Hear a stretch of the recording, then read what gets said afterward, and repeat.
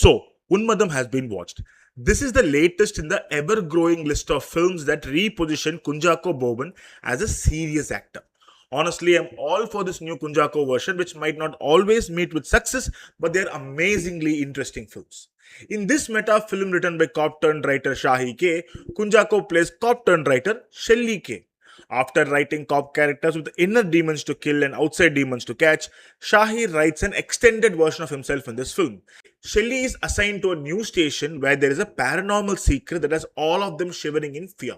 He also needs a new story to convince a filmmaker who gives Shelley an opportunity to become a screenwriter. He has a wife played by a fantastic Lijomol who loves him dearly but also understands that empathy and love don't run a household. She has an acerbic tongue but is also the first person to embrace him warmly when things go awry and doesn't shy away from asking what she wants from him, including physical intimacy. Lovely role, lovelier performance.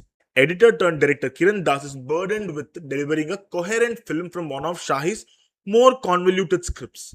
And no, it isn't because the investigation takes Shelley through hoops, but because Shahi decides to mix genres in the most random fashion. The paranormal angle is interesting, and it had the potential to be a lot more than what it ends up being.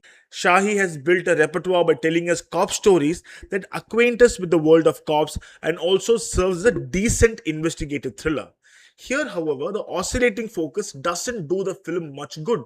Kunchacko brings to the fore vulnerable determination that he seems to be getting really good at. But the themes of the film don't often support his spirals. There is superstition, scared cops, and unfortunate coincidences. However, I quite liked how the clues to the final reveal have been peppered throughout the film.